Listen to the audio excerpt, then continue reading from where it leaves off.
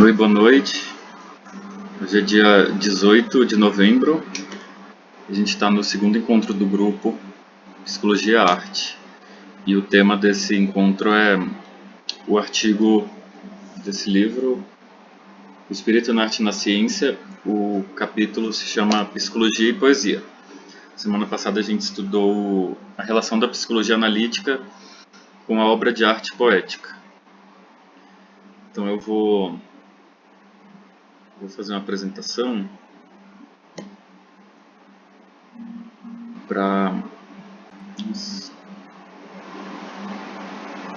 Tá aqui, pera. Se der errado aqui, vai estar gravando para vocês verem.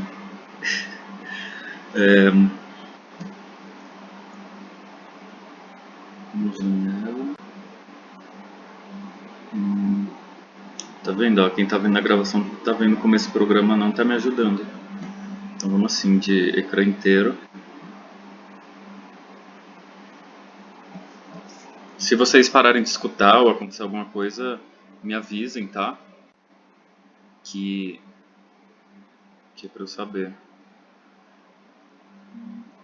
Eu tenho o texto, o livro em PDF aqui, que é justamente pra gente conseguir fazer leitura. Tá? Quem tá vindo pela primeira vez, deixa eu explicar. Eu costumo fazer eu marco algumas partes do texto e a gente vai lendo, porque não dá tempo de ler tudo, né? Porque senão a gente ia ficar aqui até 11 da noite. Então eu pego o que é mais importante assim do texto para fazer a leitura. E também se vocês lerem um texto e acharem que tem alguma coisa que pode ser comentado também, tá? Se sinta à vontade para trazer material. É bom que todo mundo participa para ficar mais interativo. Ó, aqui é o artigo. No livro em PDF, ele está na página 55. Nessa edição do livro, que é o da capinha verde, né? Ele está na página 85. Aqui no PDF não tem marcação de parágrafo, que ajuda, né? Na obra completa do Jung ter. Mas aqui não tem. Então, se vocês verem que no WhatsApp tem mais alguém tentando entrar e não está conseguindo, me avisem, por favor. Ó, então, no capítulo anterior, o Jung falou que isso aqui são palestras que o Jung deu, não foi na mesma época, essa aqui foi em 1930, a anterior, se eu não me engano, é 1927, tá? Então o pensamento do Jung, 3 anos de diferença já deu para dar uma evolução no pensamento dele, né? Mas no capítulo anterior, ele falou a respeito de como se analisar uma obra de arte a partir da psicologia, né, e não uma visão reducionista, né, que seria reduzir a obra de arte à vida do autor, né? O Jung propõe isso, não fazer essa redução. Ele começa assim, ó, tal como Nietzsche profetizou, a psicologia que outrora levava uma vida modesta, como que num quartinho escondido, mas equipado de modo altamente acadêmico, desenvolveu-se nos últimos decênios, tornando-se um tema de interesse público, além do âmbito delimitado pelas universidades. Sob a forma de psicotécnica, a psicologia influi sobre a empresa industrial. Como psicoterapia, abrange vastas áreas da medicina, ao passo que, sob a forma de filosofia, continua herdeira de Schopenhauer e Hartmann. Na realidade, ela descobriu Bachofen e Caros, e através dela, a mitologia e a psicologia dos povos primitivos ganharam um novo interesse.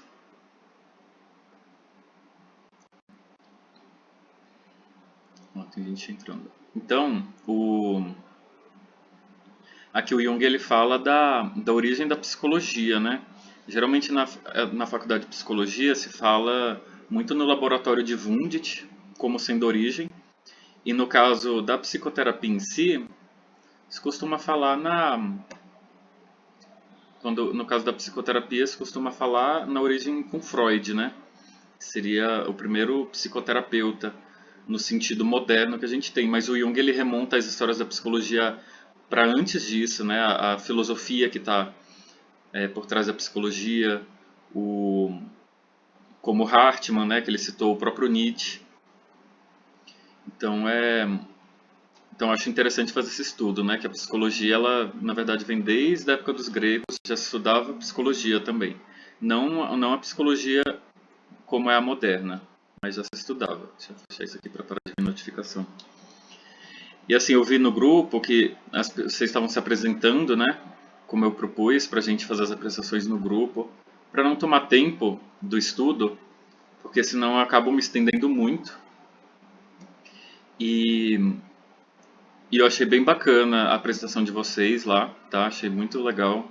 Fiquei feliz com a participação, que bastante gente comentou, né, falou. Vi gente que é psicólogo, gente que não é. E assim, não tem problema nenhum quem não é psicólogo está participando. Né? Um grupo que, inclusive, esse tema da arte é de interesse de muitas pessoas que não são da área da psicologia. Né? Então, vi que teve uma pessoa que comentou assim, fica até... Não sei, não lembro quem foi exatamente, né? Mas foi um rapaz. Falou, fica até sem graça de se apresentar depois de ver tantos psicólogos.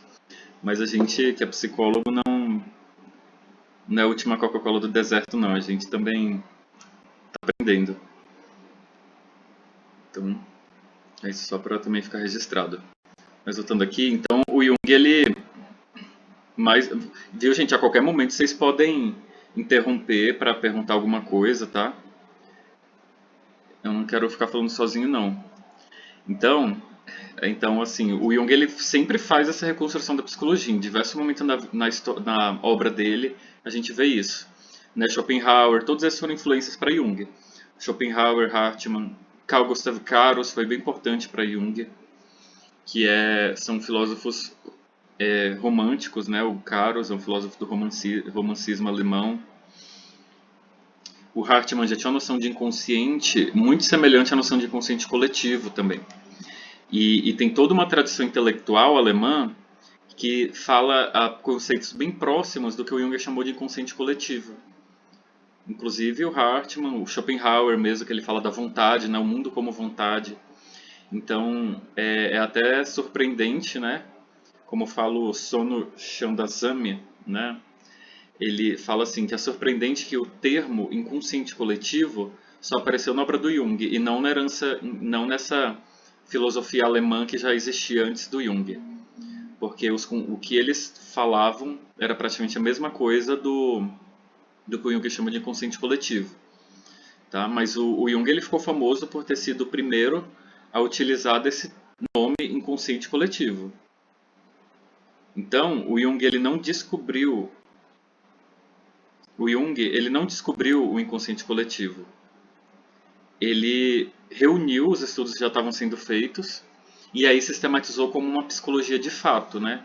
Como no modelo que o Jung estava buscando de ciência, né? O Jung busca ser um cientista. Então, ele fala algumas coisas aqui. Eu vou lendo e a gente vai comentando, tá? É uma particularidade da alma ser não apenas mãe e origem de toda a ação humana, como também expressar-se em todas as formas e atividades do espírito. Não podemos encontrar em parte alguma a essência da alma em si mesma, mas somente percebê-la e compreendê-la em suas múltiplas formas de manifestação. Dá um zoom para facilitar a leitura aqui de vocês. Vocês estão acompanhando aí com livro também?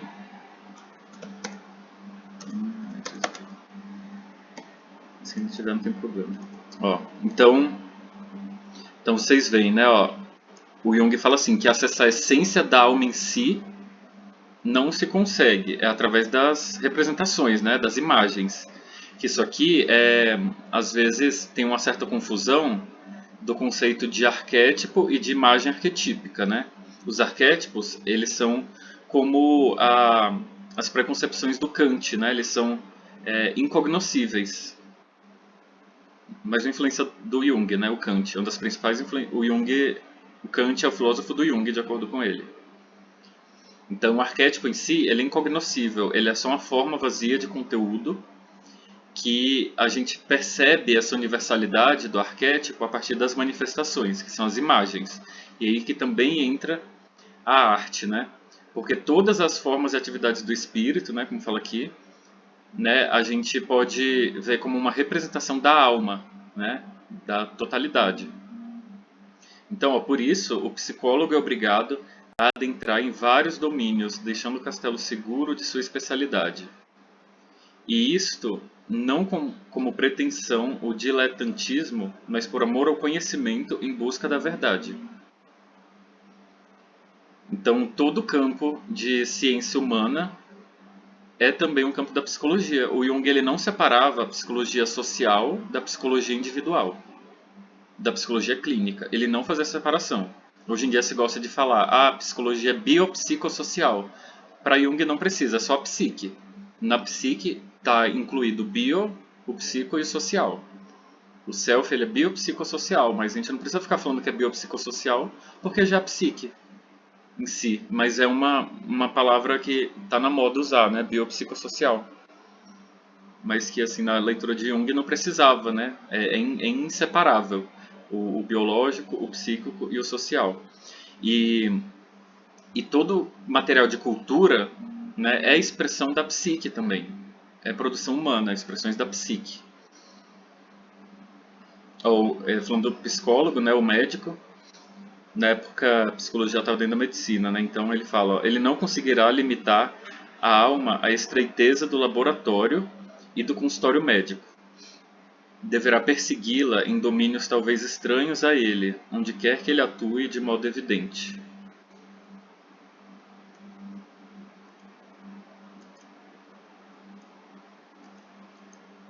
Ó,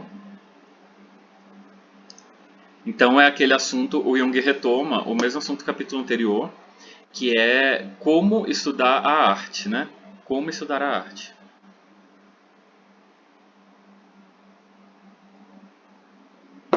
Ó, existem dois tipos de interpretação da arte. O primeiro, o objeto da análise e da interpretação psicológica é a obra de arte concreta.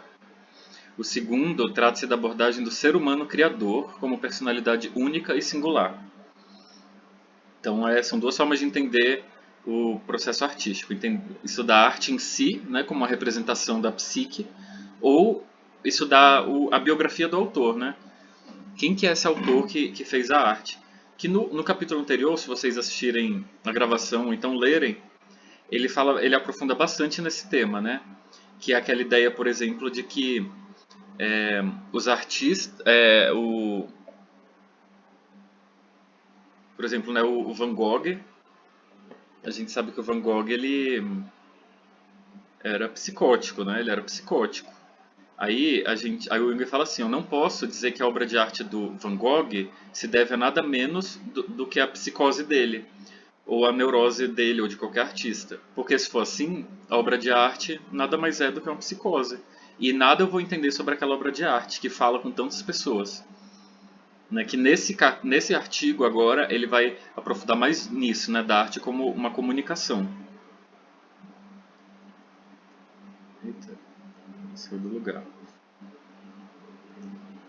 Ó, ainda que a obra de arte e o homem criador estejam ligados entre si por uma profunda relação, numa interação recíproca, não é menos verdade que não se explicam mutualmente. Certamente é possível tirar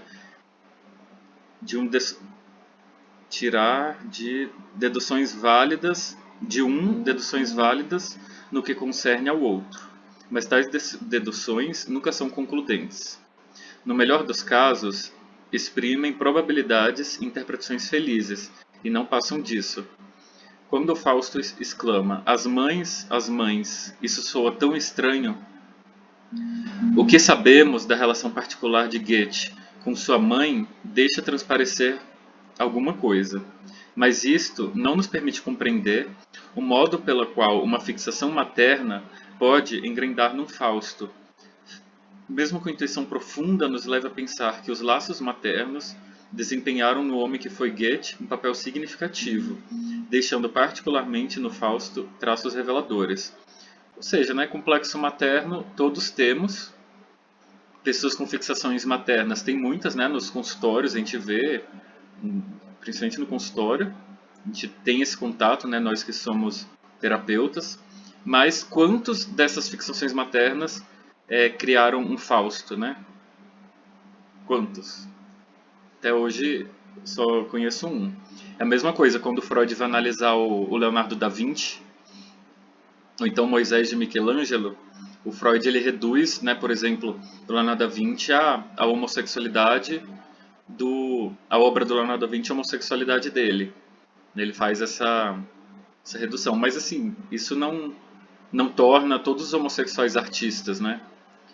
Isso é um reducionismo que não fala nada a respeito da arte, mas sim pode falar verdades a respeito do autor. Deixa eu ver se tem alguém querendo entrar aqui. Não. Né, pode até ser verdade que o Goethe tinha fixação materna, né, mas isso não fala nada a respeito da arte dele.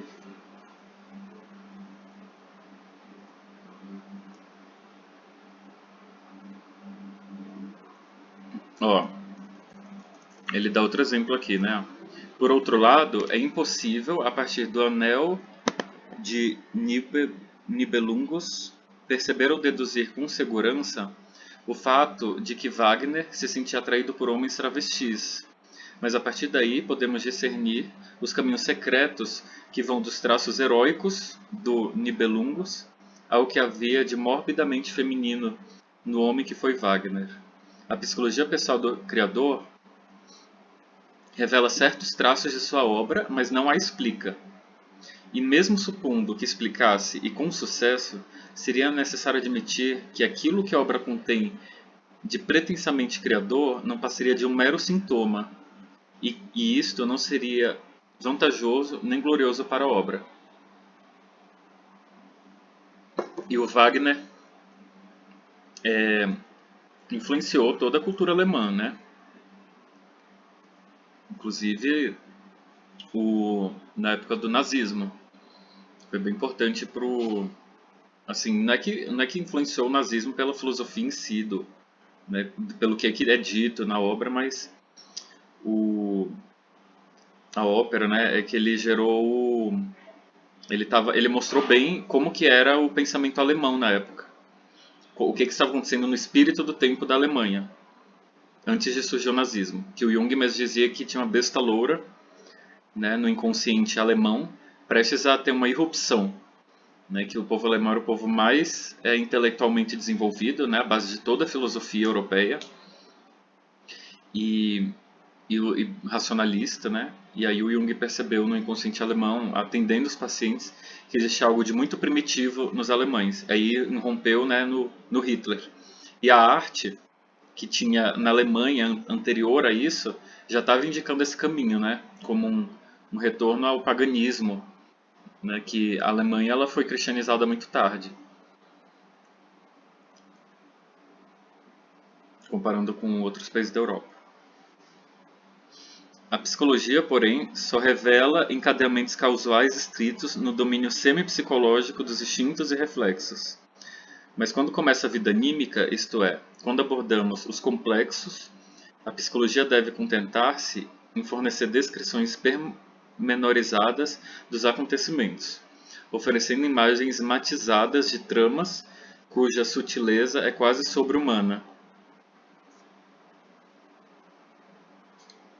Se a psicologia pudesse exibir causalidades indubitáveis no tocante à obra de arte ou à criação artística, todo o âmbito da especulação sobre a arte seria reduzido a um apêndice da psicologia, mesmo que esta última nunca deva renunciar à pesquisa da causalidade eventual dos processos complexos. É óbvio que a sua expectativa jamais será satisfeita, pois os elementos criadores irracionais que se expressam nitidamente na arte desafiarão todas as tentativas racionalizantes.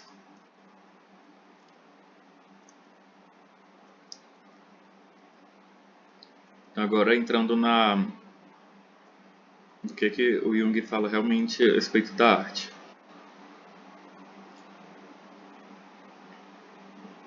Ó,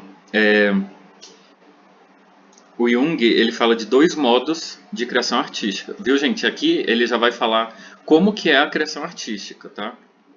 Como que se cria, que é o processo criativo, tanto em artistas quanto em qualquer pessoa, né? Que todos nós temos criatividade, né? Então ele fala que ele usa como exemplo, né, os literários, os textos literários, os poetas. Ó, tem dois modos, o modo psicológico de criar e o modo visionário. Da outra vez, no outro artigo, ele falou do modo introvertido e modo extrovertido. Mas aqui já é outro. Aqui ele já está olhando mais pela perspectiva do resultado em si, né, da obra. Não da personalidade, né, não do ato do criador da obra de arte. Ó, o modo psicológico tem como tema os conteúdos que se movem nos limites da consciência humana. Assim, por exemplo, uma experiência de vida, uma comoção, uma vivência passional. Enfim, um destino humano que a consciência genérica conhece, ou pelo menos pode pressentir. Esse tema, captado pela alma do poeta, é elevado a partir de uma vivência banal, à altura de sua vivência interior, e de tal modo transformado que aquilo que até então parecia trivial, o que se sentia confusa e penosamente, é colocado por sua nova expressão no primeiro plano da consciência do leitor. Assim, o poeta lhe confere um grau superior de clareza e de humanidade. O tema originário, ao qual empresta forma, provém de sua essência da esfera dos homens, de suas alegrias e dores, susceptíveis de renovarem-se indefinidamente. Deu para entender? Então, esse modo de criar, que é o modo psicológico, né, a obra de arte psicológica, nas palavras do Jung, essa que trata das coisas da psique mesmo, né? Trata das coisas das vivências individuais, do, das emoções humanas, né? Das experiências. Coisas que são mais fáceis de serem compreendidas, né? De acordo com Jung. Mais fáceis de serem compreendidas.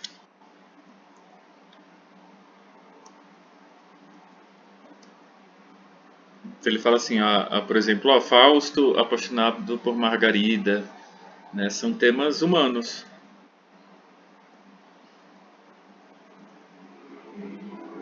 É nesta linha que devem ser situadas inúmeras produções literárias, o romance de milieu, o romance social, o romance de família, romance policial, os poemas didáticos, a maioria dos poemas líricos, as tragédias e as comédias.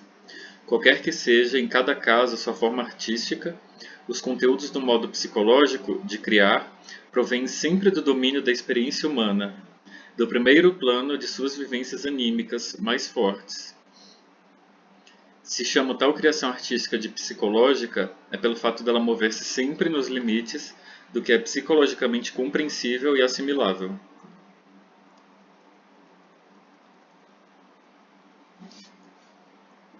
Então ele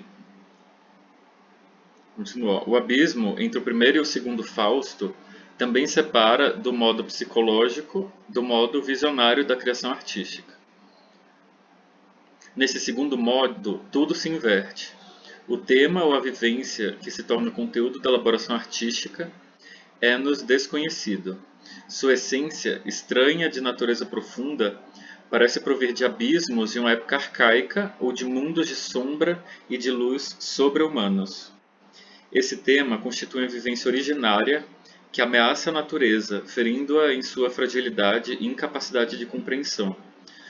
O valor e o choque emotivo são acionados pela terribilidade da vivência, a qual emerge do fundo das idades, de modo frio, estranho ou sublime e significativo.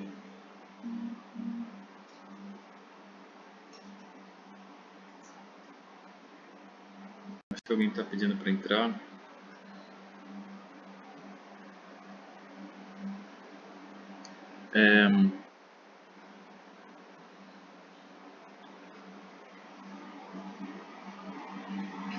Então, gente, como é que tá sendo aí? O que estão achando?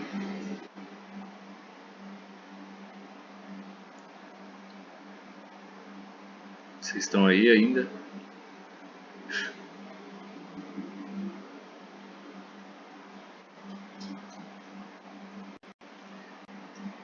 Tá bom. É que se. Eu vou desligar aqui rapidinho. Só porque tem uma pessoa pedindo pra mandar o link aqui.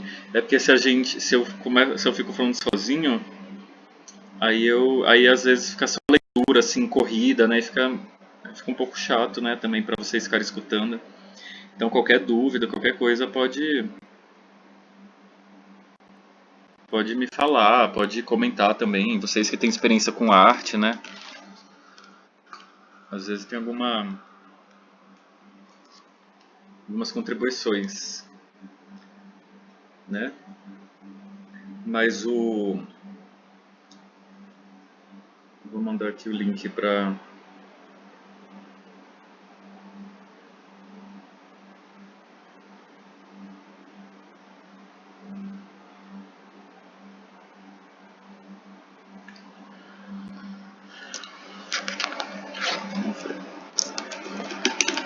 Nossa, tem gente que não está conseguindo usar o Google Meet, é mais simples, né? Para se usar. Vamos voltar aqui. Tá, o Fausto, vocês veem que o Jung gosta, né, desse Fausto. Ele cita bastante. Ó, o desconcertante encontro de acontecimentos tão poderosos que ultrapassam a extensão da sensibilidade e compreensão humanas. Exige da criação artística algo diverso das experiências banais, auridas no primeiro plano da vida cotidiana. Essas últimas nunca rasgam a cortina cósmica, nunca explodem os limites das possibilidades humanas. E por isso mesmo, ainda que provocando uma profunda comoção no indivíduo, se inserem facilmente nas formas de criação artística do homem.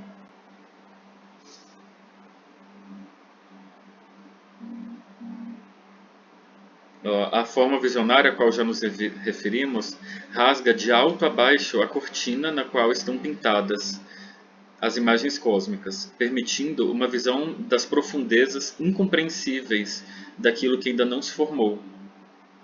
Trata-se de outros mundos ou de um obscurecimento do espírito, ou das fontes originárias da alma humana, ou ainda do futuro das gerações vindouras.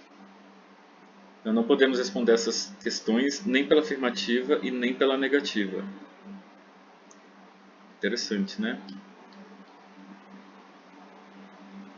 Então, ele fala assim, né, que essa obra de arte psicológica, né, a gente não sente a necessidade de ficar se perguntando o que ela significa, né? Diferente das visionárias, que é aquela obra que a gente precisa interpretar para compreender, né? A gente busca interpretar, busca martela um pouco para compreender, né? Não está conseguindo entrar. Tem uma pessoa que não está conseguindo entrar. Não está conseguindo entrar no link. Depois manda a gravação.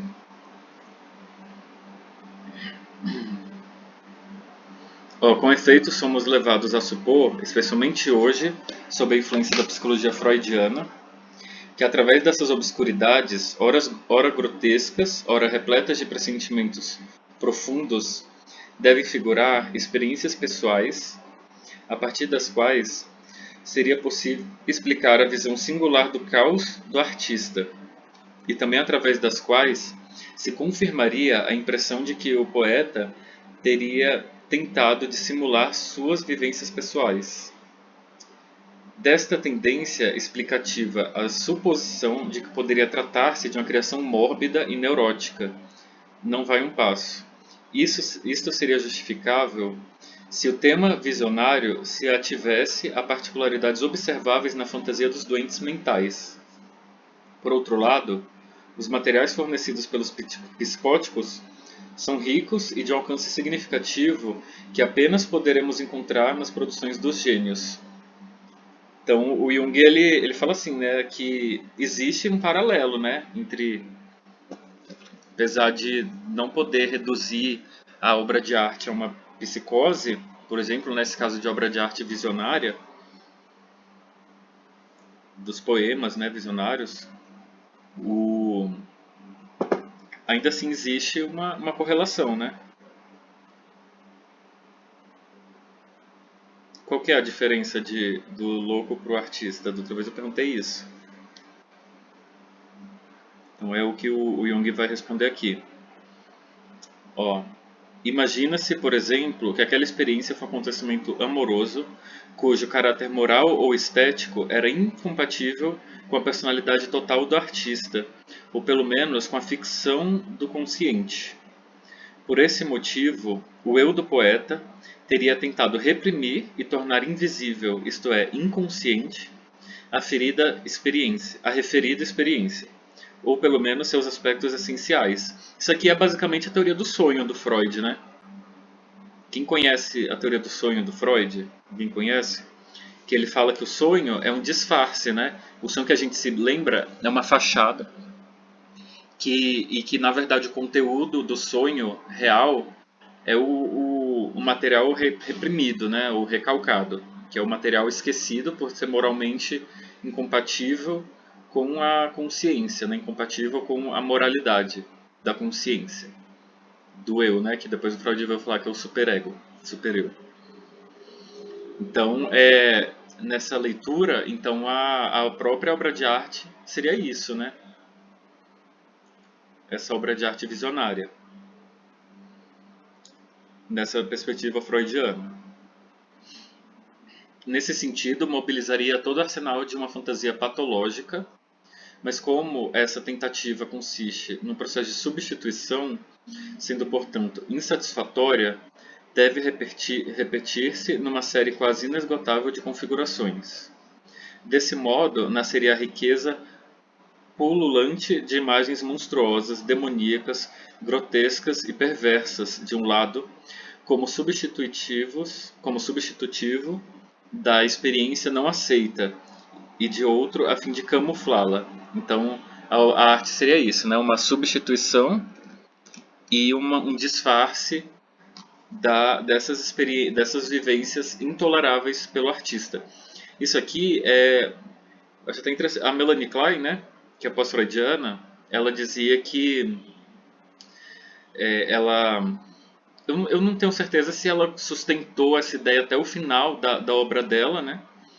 Mas no início da obra dela, ela dizia que se analisasse uma criança, todas as fantasias inconscientes de uma criança, se realmente a criança fosse analisada, né, finalizasse uma análise infantil, a criança não iria mais precisar brincar nem imaginar. A Melanie Klein acreditava nisso. Isso no início. Provavelmente no início da obra dela mesmo, porque pelo que eu já estudei a obra dela mais madura, isso acaba sendo um pouco modificado. Até mesmo quando o próprio Freud falou da análise interminável, né? E o Freud, ele falou para Jung, tá nesse livro, O Espírito da Arte na Ciência, né? O Freud disse para Jung que é assim, o que será do futuro, ele fala assim, eu até marquei aqui se eu encontrar, ó, abri bem na página. Ó, frase do Freud dizendo para Jung, né? O que me intriga é saber o que os neuróticos farão no futuro, quando todos os seus símbolos tiverem sido desmascarados. Então a neurose tornar-se-á completamente impossíll. O Jung continua falando que o Freud esperava tudo do iluminismo, né? É a concepção iluminista de que tudo que não é compatível com os preconceitos da consciência, né, não tem valor algum, né? Que como no caso os símbolos, né, que o Freud falou que um dia o Freud tinha a esperança de que a racionalidade humana fosse acabar com os símbolos, acabar com as religiões, né, acabar com tudo que o racionalismo considerava inútil, né? Ainda considera até hoje. Sociedade racionalista. Tudo que não é material, tudo que não é explicado é inútil. E, o, e a Melanie Klein também, né? A psicanálise de modo geral. Depois foi se modificando com Bion, por exemplo, né? O Winnicott também. Então, o Jung ele vai no sentido contrário, né? Ele fala assim que deve-se analisar a obra de arte e também o sonho, né? Pelo que está sendo expresso, né? Pelos símbolos que estão sendo percebidos. Mas entendendo que essas imagens, né? Essas imagens do inconsciente, que na verdade, né? Igual uma vez eu entrei numa discussão nesse assunto, né? Se a imagem, como que é inconsciente, né? Porque a imagem ela já está na consciência. A imagem já está na consciência. Então, ao meu ver, né, se alguém tiver opinião diferente, as imagens são todas conscientes. As imagens são, mas por trás da imagem, né, ela está representando algo. Isso é que é o inconsciente, né, que é o complexo, pode ser o arquétipo. Né, então... Ah, tem alguém tentando entrar. Eu vi aqui no... Então, se vocês tiverem uma visão diferente, eu sei que tem gente que estuda Jung também há bastante tempo aqui no grupo, se puder falar, tá? Mas é importante. Travou aqui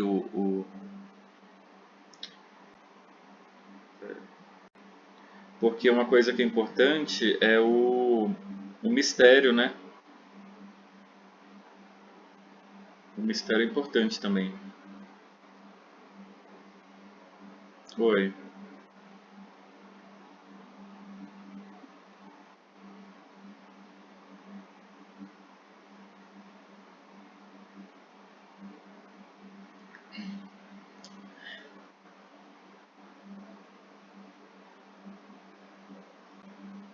É assim, no caso, o Jung ele está falando da obra de arte. Então, por exemplo, né, se a gente for. Vou fechar aqui. Se a gente for, por exemplo, pode ser que sim, mas pode ser que não. Se a gente lê, por exemplo, os textos bíblicos como textos artísticos, né, muitos deles, né, como o Apocalipse, por exemplo, é totalmente visionário, né, e são profecias, mas não necessariamente, aqui ele está falando da literatura mesmo. Quando ele fala que existe uma possibilidade de... Tem uma palavra que ele usa, não é predição, né?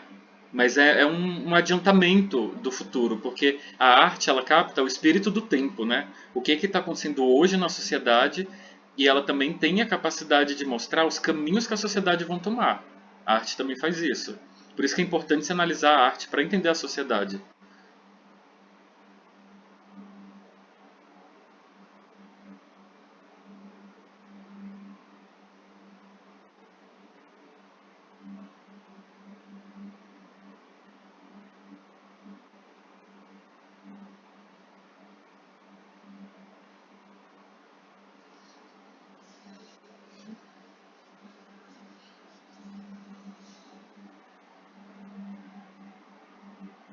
Ah, sim, isso é verdade.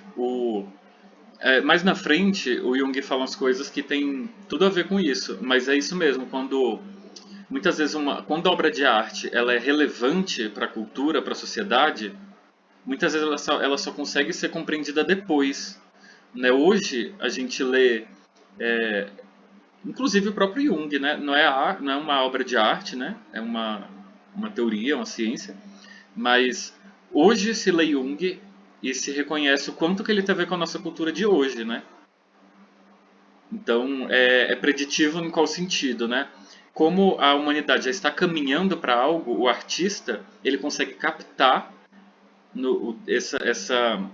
isso que está no espírito do tempo, né? O Zeitgeist, e reproduzir através da arte e comunicar isso. Então, nesse sentido, pode ser preditiva mesmo, porque mostra a energia atual, né? Mostra o igual às vezes fala assim, sonho profético mesmo. O sonho profético ele mostra o que pode, assim, né, uma potencialidade que vai acontecer também porque a própria pessoa já está se predispondo para aquilo, né? É uma predisposição já. É a mesma coisa com a obra artística.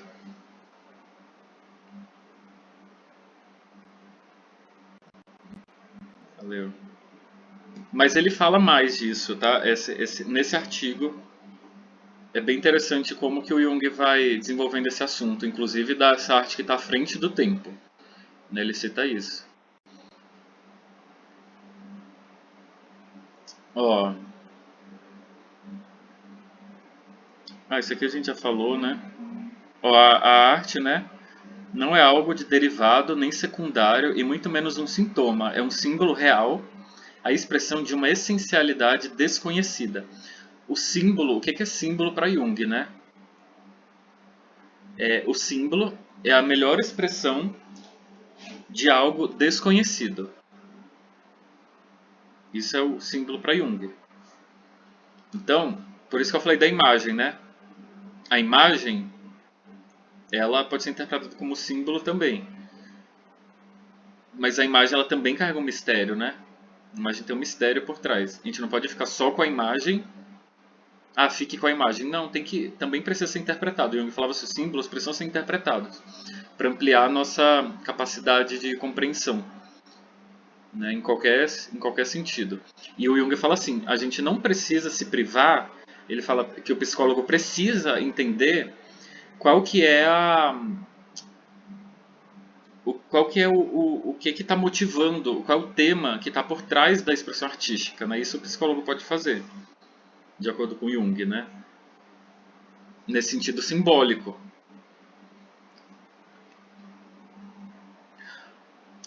A obra de arte dessa espécie não é a única que provém da esfera noturna. Os visionários e profetas dela se aproximam. Os profetas, né? Já está falando dos profetas.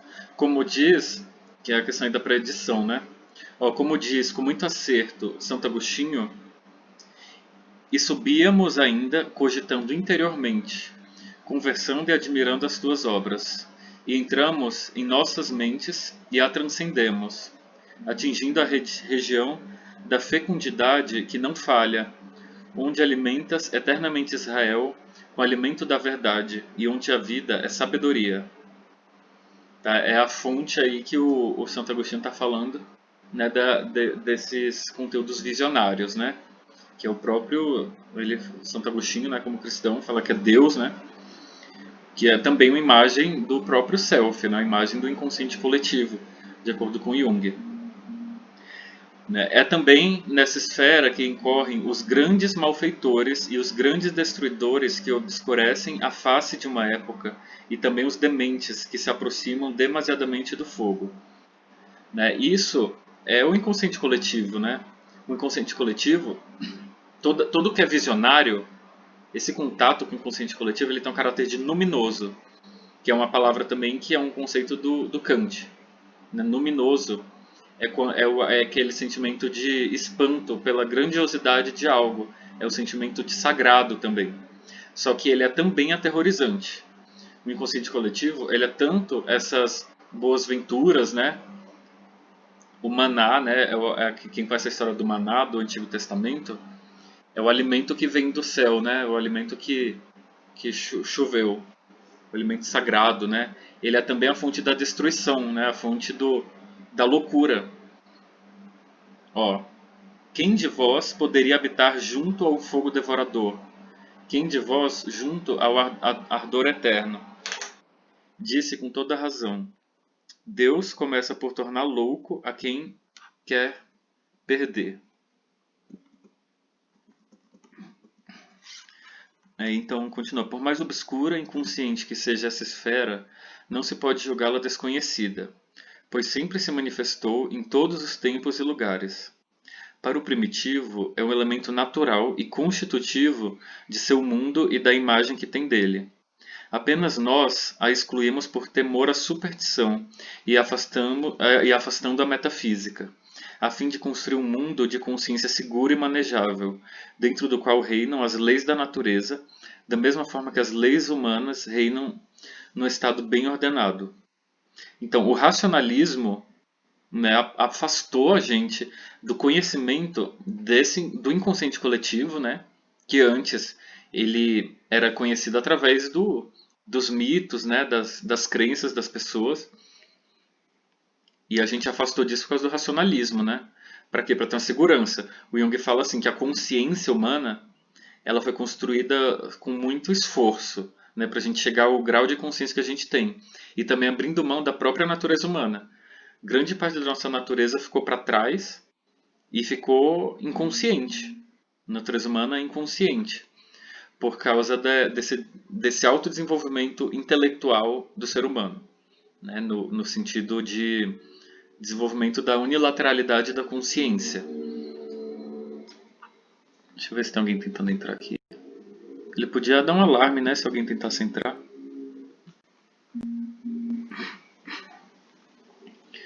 Então, o pano de fundo do... O que foi que houve? O pano de fundo do ser racional, né, tem uma sombra irracional. Como a gente sabe, né, o inconsciente tem função compensatória.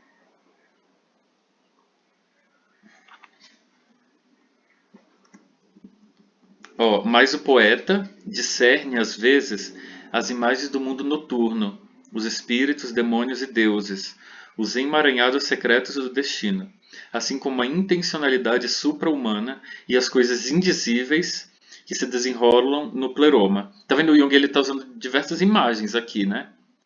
Ele está usando imagens, usou Santo Agostinho, né, que fala de Deus, aí tem o fogo, o pleroma, né, espíritos, demônios, mas tudo isso é imagem arquetípica, né? Imagem arquetípica. Elas representam algo de desconhecido, né? São símbolos para Jung. Ele não está falando aqui que são os espíritos que influenciam na criação artística, tá? Justamente porque o Jung ele falou assim que ele não é um metafísico, ele não é um metafísico, que ele criou a teoria justamente para conseguir trazer de volta, né, os mitos de forma simbólica para o homem racionalista. A teoria dele é sempre essa tentativa de trazer um ponto de conexão do homem com a natureza humana, com essa natureza que é o inconsciente, né, com seus instintos, né, as imagens, os arquétipos. Ao mesmo tempo, o terror é a esperança, né? O inconsciente coletivo.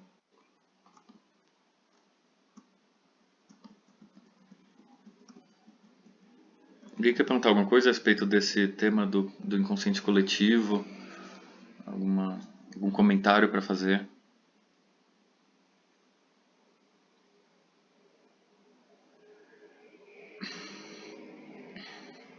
Então, é perfeitamente válido e legítimo que o poeta se apodere novamente de figuras mitológicas para criar as expressões de sua experiência íntima.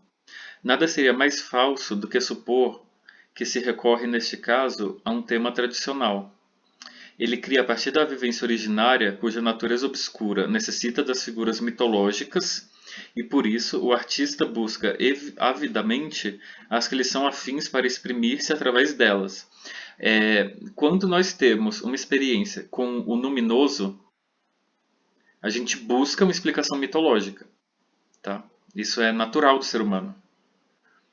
E o Jung, quando ele fala de explicação mitológica, né, ele está falando da fantasia, né, mitológica porque se aproxima dos mitos e das religiões. Então, por exemplo, se você olhou para o lado e viu uma mulher em pé vestida de vermelho, né? Se a pessoa ela é ateu, ela não vai ela vai achar que ela está esquizofrênica, né? Achou que está esquizofrênica. Mas se a pessoa já tem uma conexão simbólica, né, para dar conta dessa experiência, né, o que é uma conexão simbólica?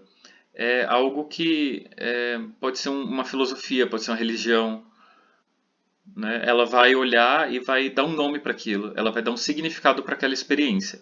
É uma experiência que vai ter um significado e não somente uma experiência bruta e assustadora, apavorante. né? Porque o símbolo ele serve para dar uma vazão para a energia psíquica, né? Porque uma experiência como essa, com uma imagem arquetípica, ela mobiliza muita energia. E o símbolo vai dar vai dar um direcionamento. Então a pessoa pode olhar, se ela for da Umbanda, ela vai falar que é uma pombagira. É uma entidade pombagira, por exemplo.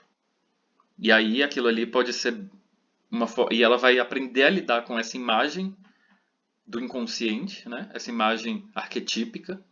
Vai aprender a lidar com essa imagem a partir desse símbolo da pombagira. É um exemplo de como que poderia ser. Só que nem sempre as nossas crenças dão conta de todos os símbolos, tá? De simbolizar todas as experiências. Mas isso aí já é outro assunto para outro dia. Mas se vocês verem, eu já estou falando imagem do inconsciente, né?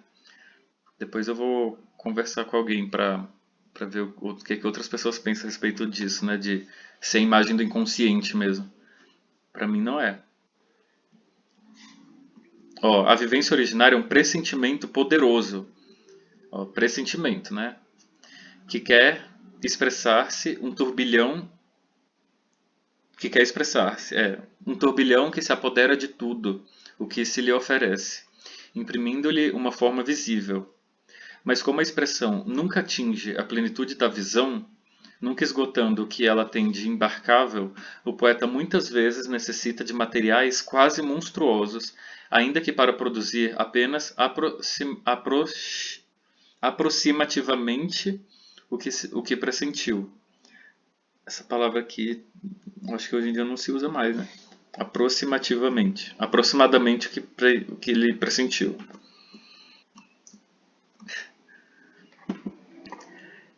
A psicologia contribui para elucidar a essência dessa manifestação múltipla, principalmente através da terminologia e de materiais comparativos. Então é outra coisa, né?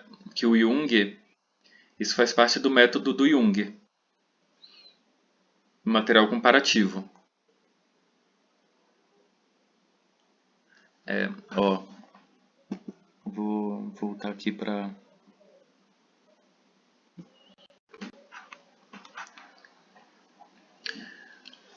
o Jung, ele tem o método do Jung se chama amplificação, não é o método de interpretação.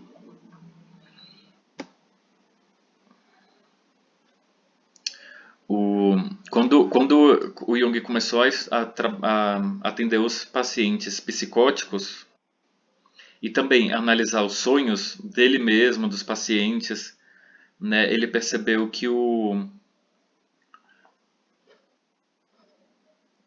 os conteúdos desses sonhos eles são muito próximos dos mitos, né, da arte, da filosofia. Então ele viu que é uma forma de encontrar um sentido para esses conteúdos, né? Fazer esse material comparativo. E é por isso que a gente vê os junguianos estudando tanto mitos, é, filmes, contos de fadas, né? E junguianos estudam mesmo essas coisas, que isso faz parte do método junguiano, né? O método comparativo. O que é verdadeiro, né? O que é essencial no homem, vai aparecer em todos os lugares. Então, assim que se encontra as mitologemas, né? Como se chama? As imagens arquetípicas que são derivadas do mesmo arquétipo. Não é como o arquétipo do herói, por exemplo, né? O arquétipo do herói, ele existe em qualquer lugar, em qualquer cultura, se tem heróis. E uma coisa que também o arquétipo do salvador, né? Por exemplo, eu, agora, eu acho que nesse texto ele fala do arquétipo do Salvador no final. Se eu li outra coisa hoje, aí eu Nossa, travou aqui. Vamos voltar aqui pro texto. Tem alguma pergunta a respeito disso? Que é o que a gente também pode fazer, tá? A gente às vezes se tem algum sonho e a gente está precisando ter uma compreensão desse sonho, compreendê-lo e não está conseguindo, a gente também pode fazer essa amplificação, né? A gente também pode fazer isso, também com os pacientes, né? E essa amplificação pode ser feita com o material simbólico que a gente tem, de nossas crenças mesmo, né? Daquilo que tem sentido pra gente. Igual o Michael Fordham fala que não tem nenhum sentido eu falar de alquimia com um paciente que é cristão, né? Ficar falando de alquimia com ele. O paciente vai olhar para mim e não vai falar assim, isso não ressoa nele, não ressoa. Então é importante que essa comparação, né, tenha também uma relação com a pessoa que está tendo o sonho interpretado, né, ou qualquer outra coisa.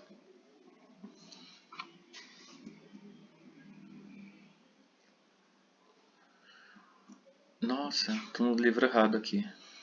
É esse. Ó, então,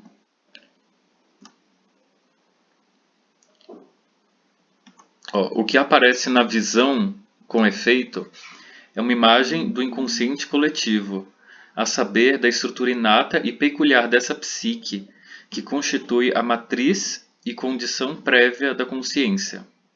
De acordo com a lei filogenética, a estrutura psíquica, da mesma forma que a anatômica, deve conter os degraus percorridos pela linhagem ancestral. No que concerne ao inconsciente, isso de fato se verifica. Durante o eclipse da consciência, nos sonhos ou nas doenças mentais, vêm à superfície conteúdos que apresentam todas as características da condição anímica primitiva, não só pela forma, como também pelo sentido. Assim, muitas vezes, somos tentados a supor que tais conteúdos constituem fragmentos de antigas doutrinas esotéricas. São numerosos os motivos mitológicos que emergem, embora dissimulados, na linguagem moderna das imagens. Gente, aqui é uma leitura mais longa, tá? Aqui nesse finalzinho, tá? Porque tudo eu achei importante. Então, a gente trazendo para o tempo moderno, né? Para nossa época, para a época do Jung e hoje. Então, eu acho interessante isso aqui, ó. Né? O que é os temas mitológicos, né? Que se trata hoje? Por exemplo, a novela, né? Uma novela também traz os mesmos arquétipos, né? Que as pessoas se identificam e por isso que elas gostam. Então, não se trata mais da águia de Zeus ou do pássaro roca, mas de um avião. O combate dos dragões é substituído por uma colisão ferroviária. O herói que mata o dragão é encarado por um tenor, interpretando figuras heróicas, no teatro municipal. A mãe quitônica é figurada por uma gorda vendedora de legumes. Plutão raptando Proserpina é um motorista perigoso, e etc. É a atualização, né, dos mitos antigos, né? Atualização dos mitos antigos. Que aparece na obra de arte, né? Na poesia. O mais importante, e na literatura. O mais importante, porém, especialmente para a crítica literária, é o fato das manifestações do inconsciente coletivo possuírem um caráter compensatório em relação à situação consciente. Dessa forma, uma vida inconsciente unilateral, desadaptada ou até mesmo perigosa, tende a ser reposta em equilíbrio. É a função compensatória, né? Função compensatória da psique. O Jung fala assim, o inconsciente ele se comporta de maneira compensatória à consciência e vice-versa. Não em oposição, não são opostos. E nem o inconsciente reprimido. O inconsciente é compensatório. Tem uma frase do Nietzsche, né? Quando você olha para o abismo, ele olha de volta para você. Né? E continua para cuidado para não se tornar aquilo que você mais combate, né? Então, quando eu sou hostil em relação ao inconsciente, ele também vai ser hostil em relação a mim. E quando a atitude da consciência, por exemplo, é muito rigidamente masculina, no inconsciente o feminino fica mais forte. Aparece nos sintomas, por exemplo. Isso é a compensação do inconsciente. Isso também acontece na obra de arte. Não somente na história de vida individual. Então, isso também mostra um caminho que a humanidade está caminhando, está indo, né? A sociedade. A cultura está indo para aquele caminho, porque é a função da finalidade do símbolo, né? O símbolo para Jung, ele tem uma finalidade. Ele tem a finalidade de transformar a psique. Assim como o símbolo dos artistas, a arte que é notável, que influencia toda a humanidade, essa arte, ela também tem uma finalidade. Ela consegue atingir uma finalidade de transformar aquela cultura, aquele país, né? Ou mesmo a humanidade. Como de vez em quando o Jung cita que tem algum autor antigo, algum poeta que é descoberto. Que ele é descoberto e que se torna influente depois de séculos. Né? E na época que ele estava vivo não era.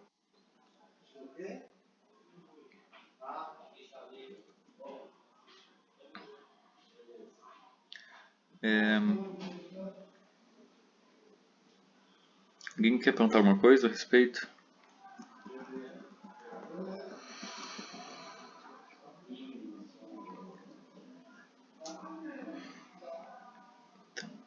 Ó, creio que negligencial essencial. Creio que seria negligencial essencial pretender reduzir ao domínio pessoal esse monumento poético que se alicerça na alma da humanidade. Ele está falando do Fausto, né, do Goethe.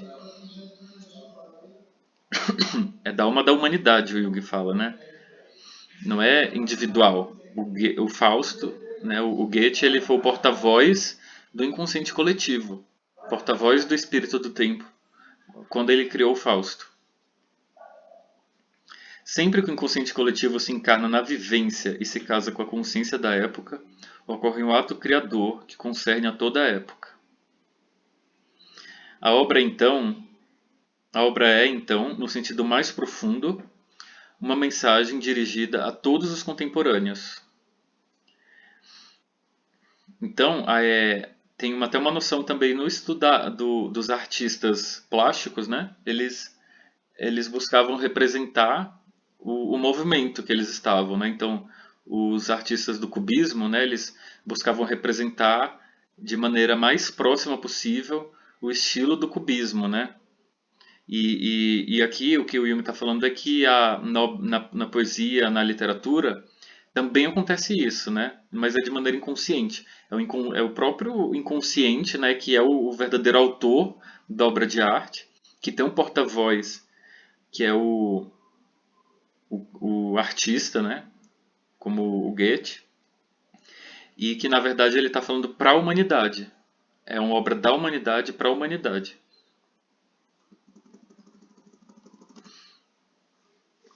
Ó, todas as épocas têm suas unilateralidades, seus preconceitos e males psíquicos. Cada época pode ser comparada à alma de um indivíduo. Apresenta uma situação consciente, específica e restrita, necessitando por este motivo de uma compreensão. E isso aqui o Jung, ele tem um pensamento social riquíssimo, tá? Nossa, achei que já estava acabando o texto. O Jung tem um pensamento social muito rico, né? Tem os textos dele, Presente e Futuro, Civilização em Transição, e ele tem uma análise muito boa da sociedade, né? De como que a sociedade funciona. E realmente uma coisa que falta, né, nas políticas é reconhecer que a psique é uma realidade, né? Isso é uma coisa que falta muito, que eu penso que é a falha das teorias sociológicas ou econômicas ou o que for. Educar as pessoas para a psique, né, para a realidade psíquica. Isso é bem importante. Ó, todo ser criador é uma dualidade ou síntese de qualidades paradoxais. Por um lado, ele é a personalidade humana e por outro, um processo criador, impessoal. Enquanto o homem pode ser saudável ou doentio. Sua psicologia pessoal pode e deve ser explicada de um modo pessoal. Mas enquanto artista, ele não poderá ser compreendido a não ser a partir de seu ato criador. Então, aí o Jung até cita algumas profissões, né? que, por exemplo, você não vai explicar quem é um oficial prussiano ou um cardeal pela pessoa que ele é, né? Você vai avaliar como que ele exerce essa função que ele tem, né? Esse papel que ele tem. Então, um garçom, né? Você não vai avaliar o garçom se é uma pessoa boa ou ruim. Você vai avaliar o serviço que ele está fazendo. E a mesma coisa com o artista, né? O artista, ele é tá servindo a humanidade, né? Tá fazendo um serviço. Tá servindo com a obra de arte dele, com aqueles símbolos. E a partir disso, que ele vai ser julgado, né? Pelo resultado do trabalho dele, pelo que ele está fazendo. Não necessariamente se ele é uma pessoa bonita ou feia, legal ou cheirosa, enfim, né? Nesse sentido.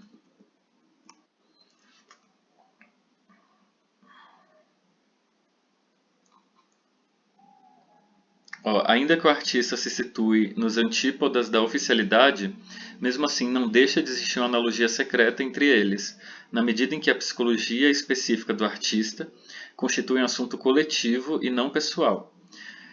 Isto porque a arte, nele, é inata como instinto que dele se apodera, fazendo seu instrumento.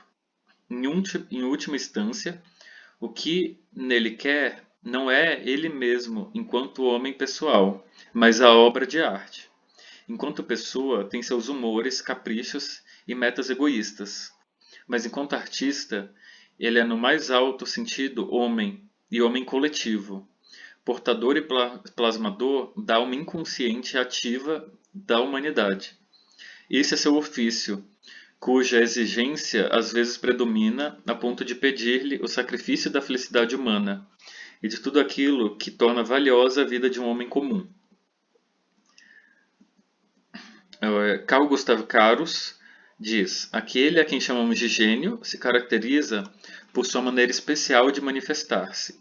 Um tal espírito superiormente dotado é marcado por plena pelo fato de que, por plenas que sejam sua liberdade e clareza da sua vida, é determinado e conduzido em tudo pelo inconsciente, esse Deus misterioso que o habita. Assim, visões dele brotam, sem que ele saiba de onde vieram. É impelido a agir e criar, sem saber para que fim. Dominados por um impulso que o leva ao devir e ao desenvolvimento. Ele mesmo não sabe por quê. Então, o artista ele é a pessoa que a arte se impõe ao artista. A arte ela toma a frente, independente da vontade dele. Né? Isso é bem comum. Tem até, eu marquei aqui para ler, tem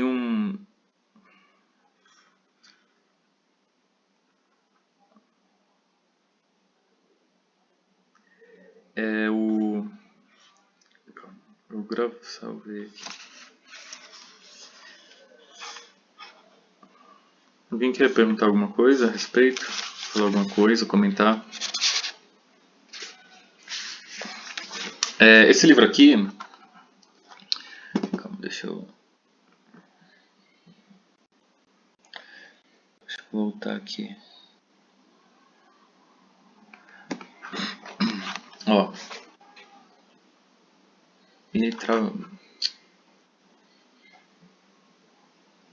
vocês estão me vendo? Esse livro, ele se chama O Processo Criativo, tá? É um livro psicanalítico de um autor que segue Bion, né, Bioniano. Aí ele tem um exemplo assim de uma escritora, né, que ela fala assim, ó. A escritora comentava o que lhe acontecia quando estava no processo de escrita de um livro. Relatava que não criava os personagens. Eles surgiam e a ela se impunham. Adquiriam existência própria e passava a dialogar com a escritora. Estabelecia-se uma intensa atividade em sua mente, fora de seu controle. Os personagens ficavam a conversar com Lígia e decidiram eles próprios qual seria seu destino. Entenderam? O próprio personagem se impõe, né? Não era ela que que estava ali criando os personagens e elaborando, né? Deixa eu ver aqui o chat. É... Hum, tô vendo.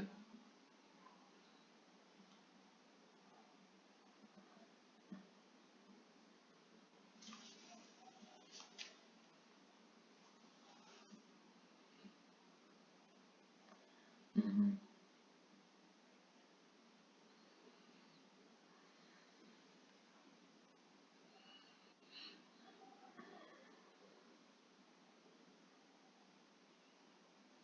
uhum,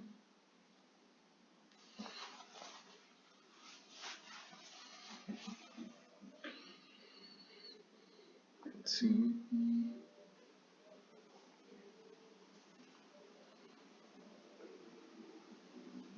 Uhum,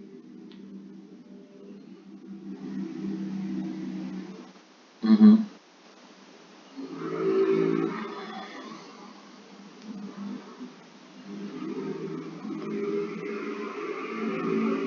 é.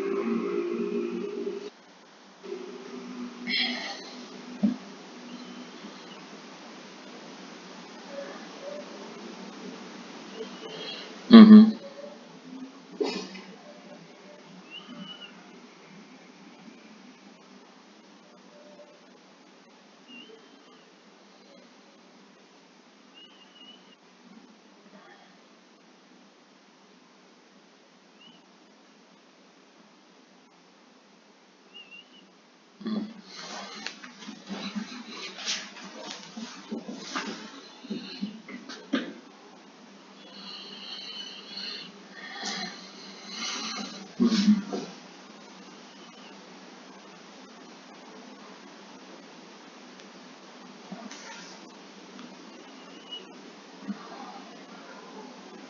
uhum,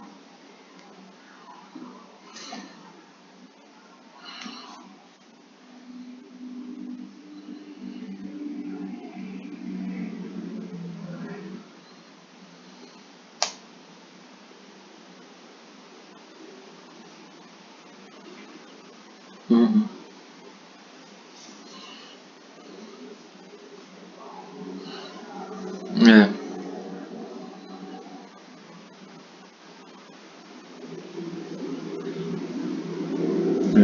É, é isso mesmo. E que realmente a música as pessoas recebem já a melodia pronta, né? É automático, né? Não é algo que. Até tem um certo planejamento também, né? Mas a estrutura geral, né? A ideia, é algo que realmente se impõe, né? Sobre o artista.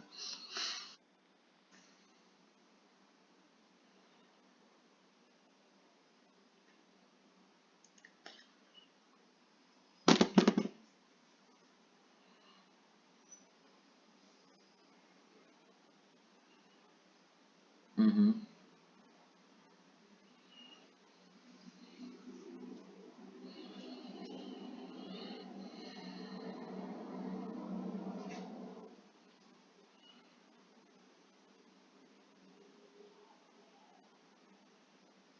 uhum, é,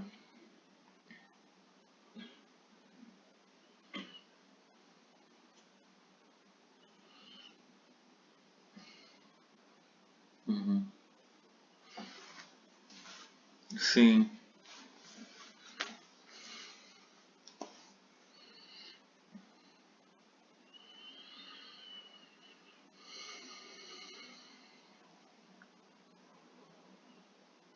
uhum, é, é isso mesmo. Que inclusive aí que é como o Jung fala aqui, né? Que os que são considerados gênios, né? Eles ficam praticamente escravos desse impulso criativo, né?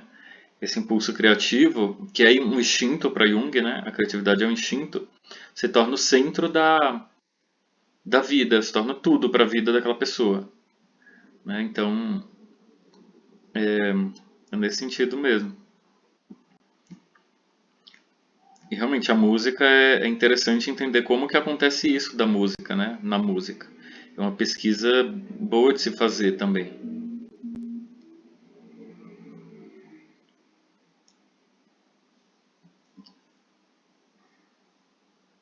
Oi.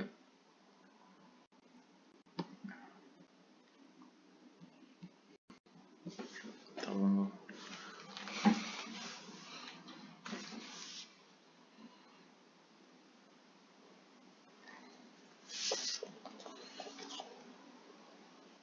uhum.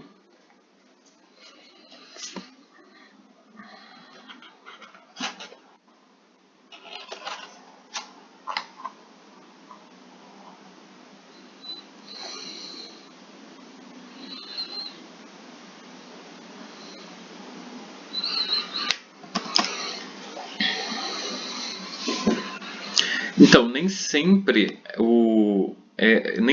a criação artística ela condiz com a identidade do ego, né? Com a identidade do ego. No texto anterior, Jung falou nos complexos, né? Que os complexos eles aparecem através dessas imagens, né? Os complexos que estão relacionados também com a história de vida. Mas no caso, quando ele fala dessa arte visionária, é aquela arte que ela é muito mais colorida pelo inconsciente coletivo, né? Pelo inconsciente coletivo. Mas mesmo se for uma arte assim mais individual, que tem mais a ver com a pessoa, ela também pode se impor dessa maneira, porque o Jung fala que os complexos são autônomos, né? Os nossos complexos têm autonomia.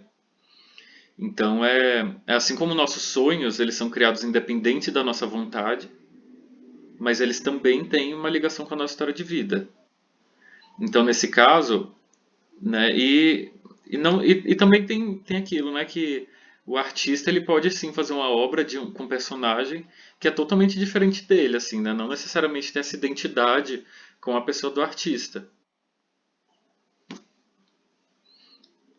Tá, eu respondi.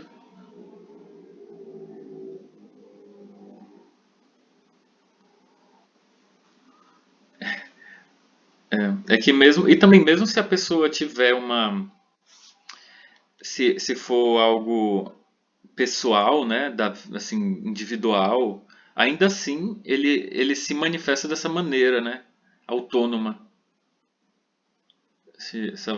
Essa maneira assim que o personagem já vem pronto, né? Isso que mostra a capacidade criativa do inconsciente.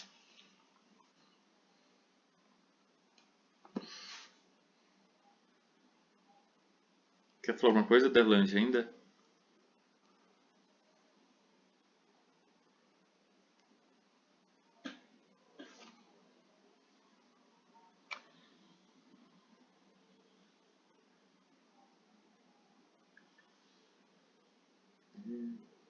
Tá.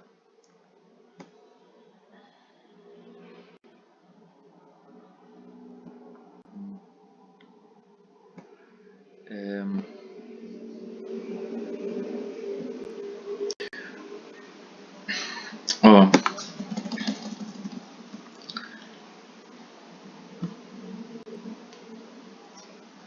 o Jung, ele fala assim, um assunto que se, por que que artistas são narcisistas, né? O Jung vem trazer esse tema aqui, porque artistas que a gente fala assim, né?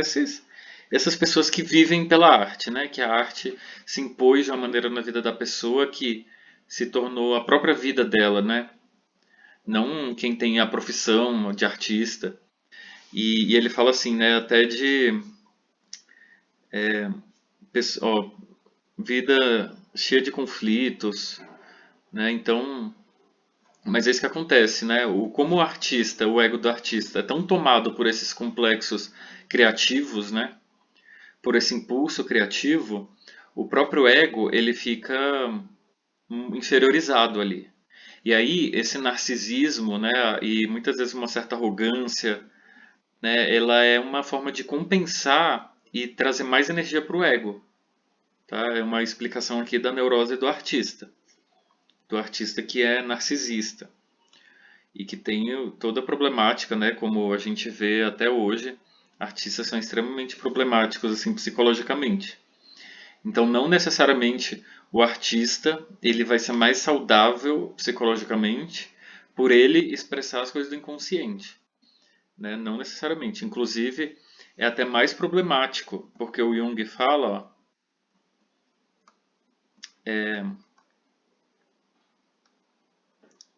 quando os dons são maiores, exigem um maior dispêndio de energia. Por isso, o balanço positivo de um lado é acompanhado pelo balanço negativo de outro. Tá, isso aqui é a, ele fala, ele usa assim, é como se a gente nascesse com uma quantidade de energia fixa e essa energia precisasse, ela vai se direcionando nas áreas da vida, né, nos complexos, né, nessas imagens do inconsciente. E aí, muita energia do artista é desses artistas que ele está chamando de gênios, né, que são conhecidos como gênios, visionários. Muita energia é direcionada para o impulso criativo, ficando assim o ego com pouca energia. Tá? É o caso da artista que é alcoólatra, né, artista que é neurótico, com a imagem, com a autoimagem, por exemplo. Né?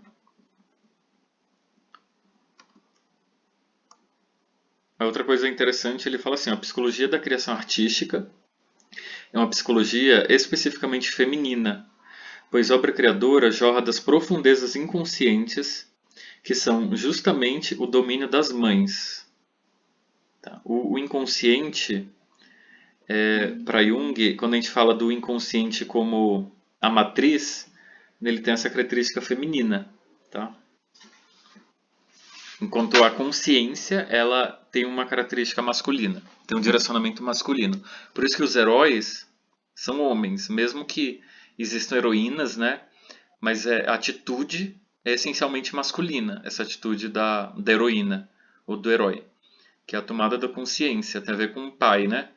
A mãe, que é o bebê, ele espelha na mãe o próprio self, e aí a criança aprende a se relacionar com o inconsciente e com a vida interior, né, com a profundidade, que é o que é o solo de onde a gente tem o nosso próprio alimento, né, nosso próprio maná ali, né, a nossa, as nossas raízes, né. A pessoa ela se relaciona com essas raízes, né, muito com influência da relação dela com a mãe, falando assim da psicologia pessoal, né, da experiência individual. E com o pai direciona para o mundo, né. Até o Freud já dizia isso, né, o pai ele faz a castração, né, que é essencial para a tomada da consciência. Então, nesse sentido, a criação artística, o Jung fala que é uma psicologia feminina. E a nossa sociedade, ela tem uma mentalidade masculina, tá? A sociedade da gente racionalista, porque o ânimos, né? E também os complexos paternos, né? Ele sempre está nos impulsionando para frente. E a ânima, ela quer olhar para a história, né? Para o passado, olhar para as raízes.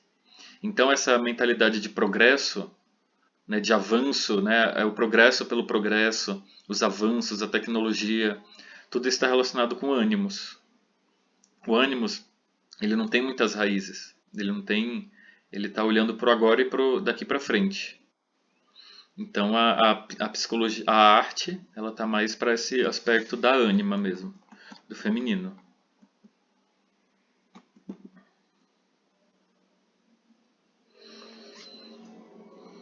É,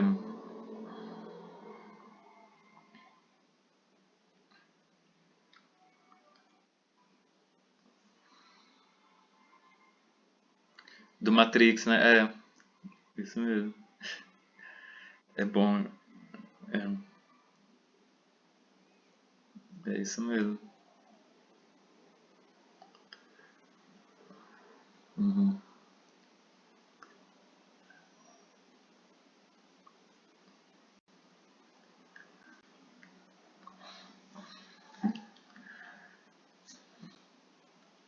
Sim. Nossa, mas o computador vai descarregar.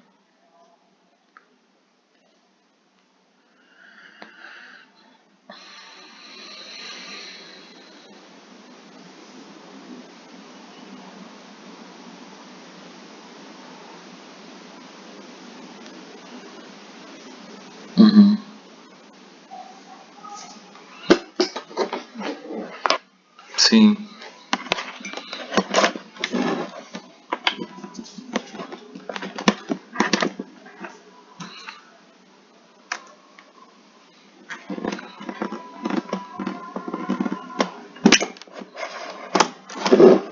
Uhum.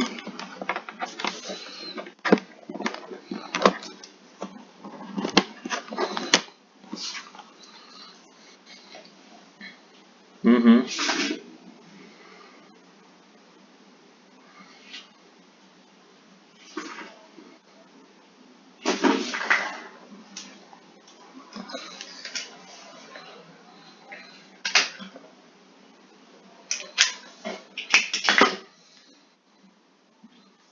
Uhum.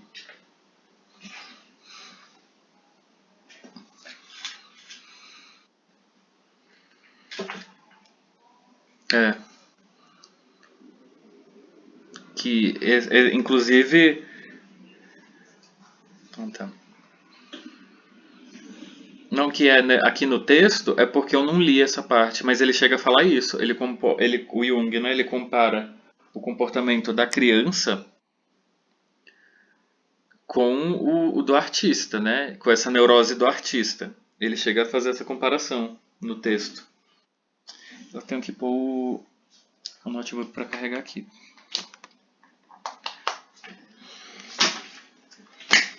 É, o Jung faz essa comparação. Vou esperar só um minutinho que eu vou ligar o notebook aqui na parede. O fio.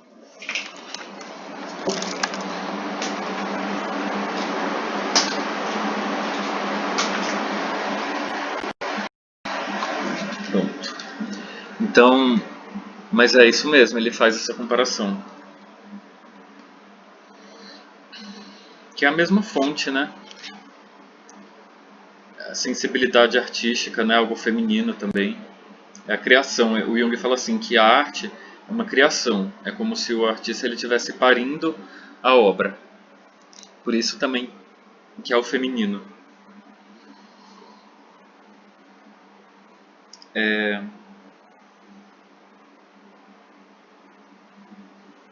Uhum,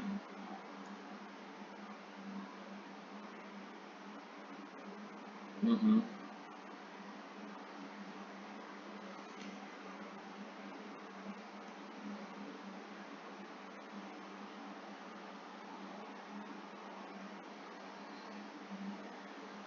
uhum,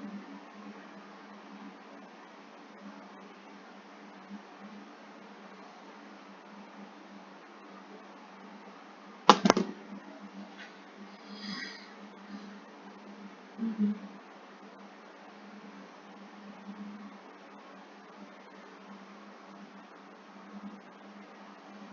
uhum,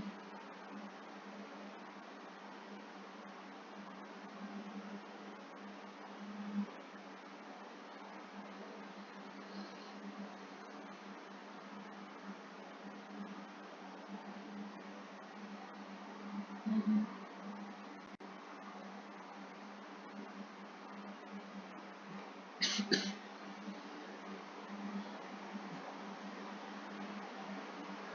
uhum.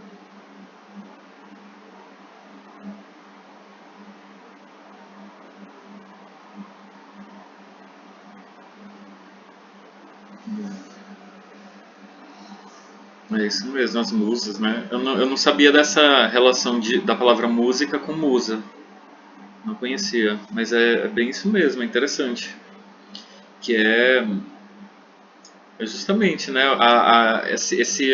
Que também na época do Platão, né? Os homens é que faziam a filosofia, né? Os homens é que escreviam. Existiam, assim, muitas mulheres que pelo menos eu não conheço nenhuma mulher que se tornou filósofa, né? Mas assim, a ânima, assim como ânimos, eles estão entre a identidade, né, individual e o inconsciente. Quando se olha para o self, a primeira imagem que se vê é a imagem essa contrasexual, né, a ânima ou o ânimos.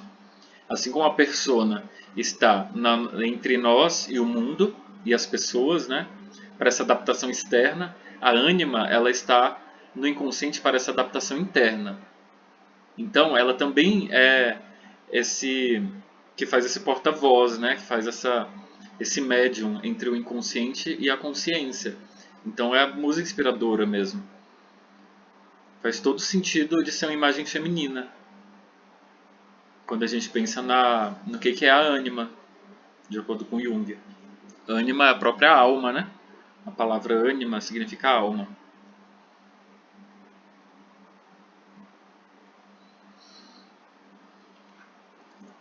Então, assim, aí falando aqui do conceito de arquétipo, né? Um arquétipo em si mesmo não é bom nem mal. É um numen, aí de luminoso, né? Moralmente indiferente. Só através da confrontação com o consciente é que torna-se uma coisa ou outra, ou então uma dualidade de opostos. Essa inflexão para o bem ou para o mal é determinada consciente ou inconscientemente pela atitude humana do sujeito. Aí aqui o Jung está falando que ele fala um pouco antes desse curador ferido, né? O artista ele funciona como esse, tem até esse arquétipo do Salvador, né? Ele até cita isso. Mas o artista ele funciona como um curador ferido da humanidade, né?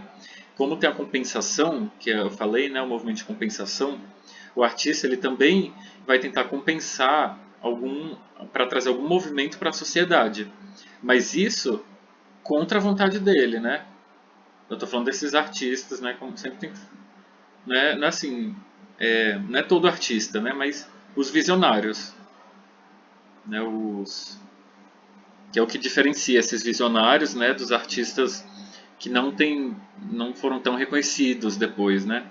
Um dos motivos. Não tiveram tanto impacto, né? Na humanidade. Mas, desse modo, as necessidades mímicas, será que é essa palavra mesmo? De um povo são satisfeitas na obra do poeta. E por esse motivo, ela significa verdadeiramente para o seu autor, saiba ele ou não, mais do que seu próprio destino pessoal. Entendeu? Então, mesmo que o autor escreva aquilo como algo dele, né, a criação dele, ela significa para a humanidade mais do que a vida desse autor. É a alma coletiva, né? É a alma do mundo, anima mundi, que são imagens, né? Anima mundi é uma imagem, essa alma do mundo é imagem. Como existência concreta, aí já estaria indo para o plano da metafísica, né? Mas é uma metáfora.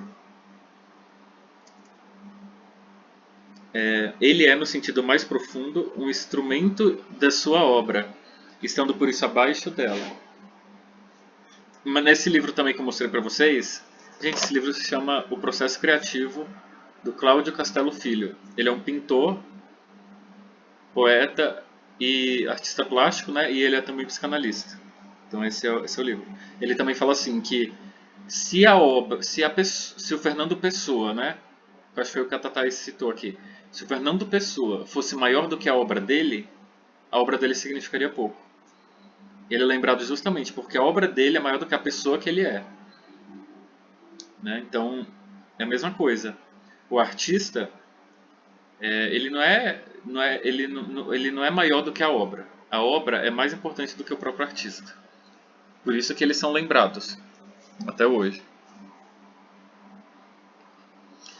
Tanto é que tem artista aí que se a gente for estudar a história de vida deles, a gente não vai nem querer saber mais, né? Filósofos também, né?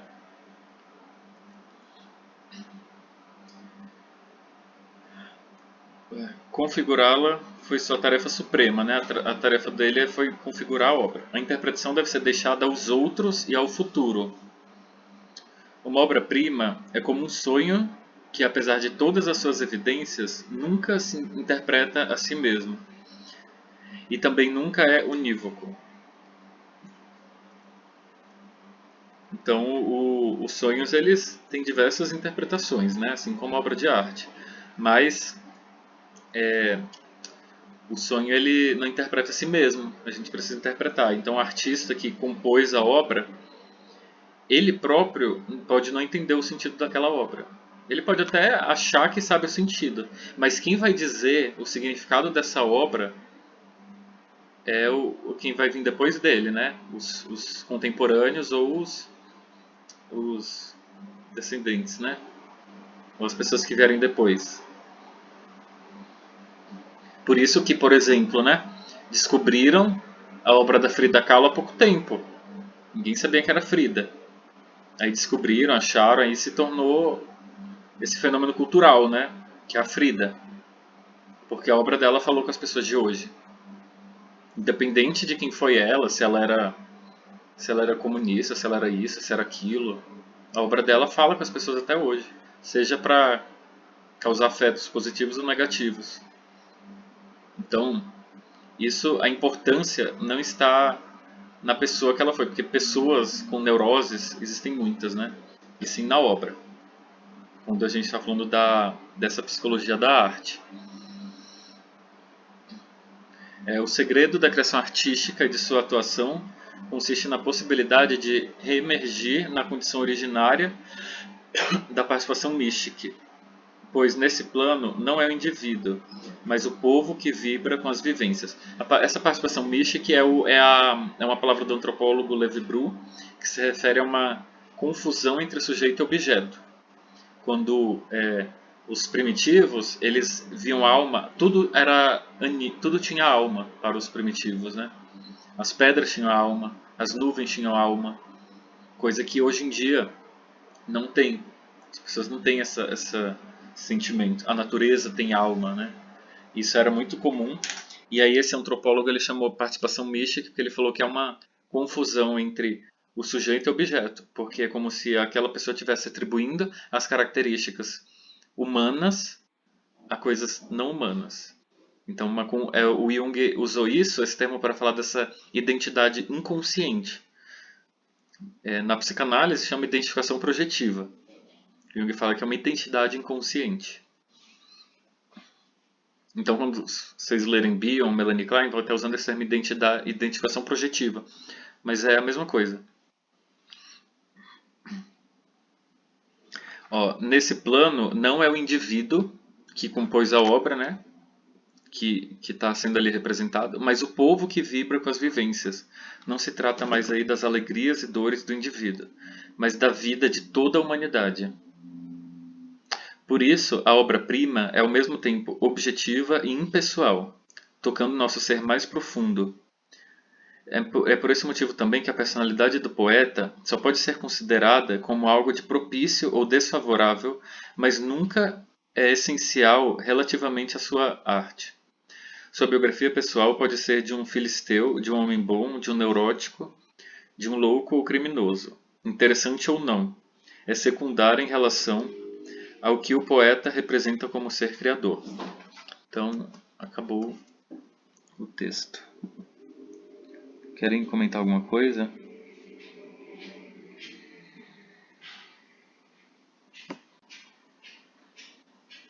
Sim.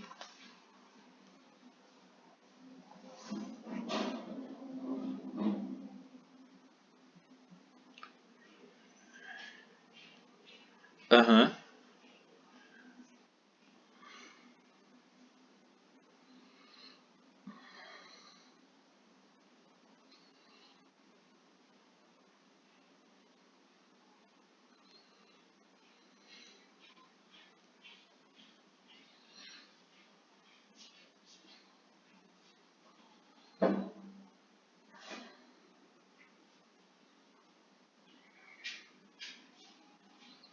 É assim, quando a interpretação individual ela é carregada das projeções nossas, né? A gente também se projeta naquela arte. Mas as obras mais notáveis, elas são notáveis porque elas tocam no coletivo, né? Tocam no coletivo. Mas em cada pessoa pode ter reações diferentes mesmo. Em cada pessoa pode gerar afetos diferentes. Mas, por exemplo, né, por que que tem algumas artistas que até hoje são considerados importantes, que as pessoas veem, falando de quadros, né, de obras artes plásticas que até hoje tocam as pessoas. E aí, o trabalho do psicólogo, por isso que a gente tem esse material comparativo, né? Esse material comparativo. É a gente interpretar para entender qual que é o núcleo aí do mitologema, né? O que que se pode comparar dessa arte? Qual que é o material universal daí? O que que tem de universal? Que, por exemplo, o Jung cita no livro o Prometeu e Epimeteu do Schellinger, não é outro nome, mas é outro autor, mas é o Prometeu e Epimeteu, que ele fez uma releitura do mito grego, né, de Prometeu e Epimeteu. E esse texto, ele foi meio que um paradigma do desenvolvimento da modernidade e do racionalismo, né, pós-iluminista. Foi um paradigma. E até hoje, quando a gente lê, inclusive o mito grego do Prometeu, né? Quando a gente vê como era esse mito grego, a gente vê que ele ressoa no que a nossa sociedade é hoje, no que a cultura é hoje. Então, por isso que a gente precisa fazer essa comparação, né? Entender assim como que essa obra está falando do nosso tempo, como que essa obra falou do tempo dela. Mesmo que individualmente, né, ela ressoe diferente para cada pessoa. Que sempre vai, não vai ser igual para todo mundo, né? Não vai ser igual.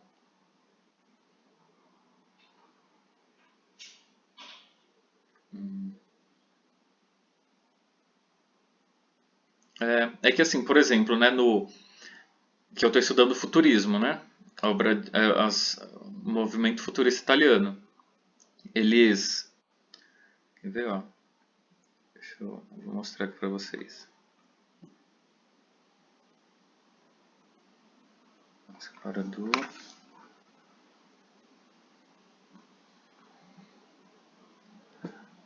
ó, estão vendo?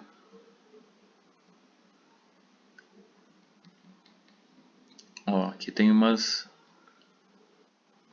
Então eu vou colocar aqui a obra Futurismo desse Boccioni, Umberto Boccioni, que é um dos futuristas mais famosos. Ó, deixa eu escolher uma. Vocês veem que é bem abstrato, né? Assim, ele tem uma. Mas ele também está representando algo. Ó, por exemplo, esse, né? Ele representa o movimento do cavalo, porque o futurismo era um movimento artístico que veio da modernidade, que tinha o objetivo de.